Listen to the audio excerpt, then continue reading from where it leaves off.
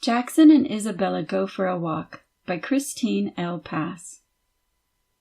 Jackson and Isabella, two inseparable friends, were known for their love of nature. Jackson was an outdoor explorer who relished the sights and sounds of the great outdoors, while Isabella was the town's resident bookworm. She carried her beloved Nature's Field Guidebook wherever she went, believing that it contained all knowledge about the natural world. One sunny morning, Jackson said, "Isabella, how about we go for a nature walk today? We can explore the woods and see what fascinating things we can find." Isabella, always ready to showcase her knowledge, happily agreed, thinking, "This is the perfect opportunity to impress Jackson with my expertise." As they ventured deep into the woods, they came upon a cluster of delicate pink flowers with 5 petals. Jackson, with a wide smile, exclaimed, "Look, Isabella, wild roses! Let's pick some for our mothers."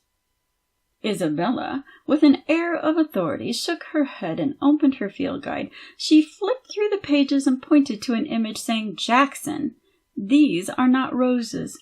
Real roses look like this." Confused, but not wanting to argue, Jackson decided to continue their walk. Along the path, they spotted a small creature near a pond that resembled a toad. Jackson pointed at it and said, "Isabella, look, a toad!" Isabella, ever the skeptic, furrowed her brow and showed Jackson a picture from her field guide. "No, Jackson, toads don't look like that. They have rough, bumpy skin and big eyes." Jackson crouched down, observing the creature. He listened to its distinctive croak and, examining its features, thought to himself, "Sometimes you can't learn everything from books. This really is a toad."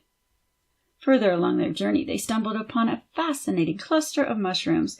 Jackson said, "Isabella, we didn't pick any flowers for our mothers, but we could take some of these mushrooms back and they could use them in tonight's supper." Isabella, remembering the rule that you don't eat wild mushrooms unless you are an expert, said she didn't think that was a good idea. She looked through her field guide, and sure enough, those wild mushrooms were very dangerous, so they left them where they were and went on with their walk. Jackson was very grateful to have a friend who had studied nature so thoroughly.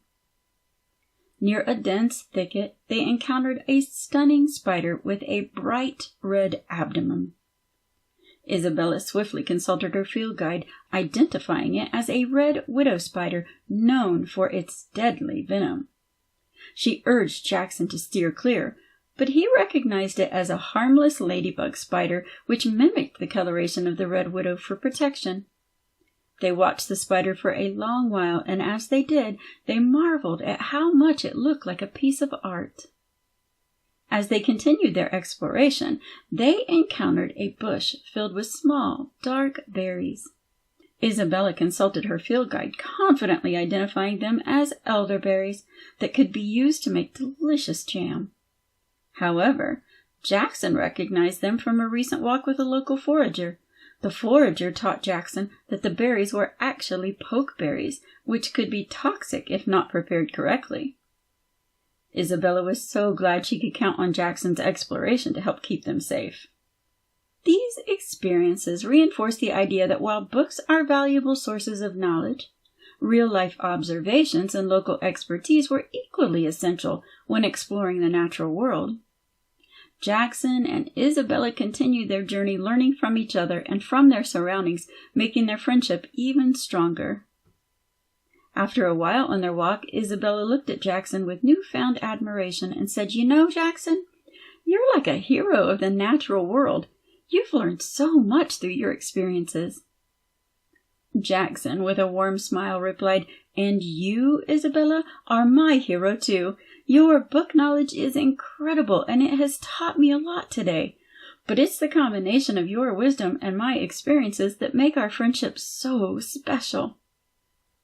With a deeper understanding of each other's strengths and the knowledge that they could learn from one another, Jackson and Isabella decided to gather flowers after all.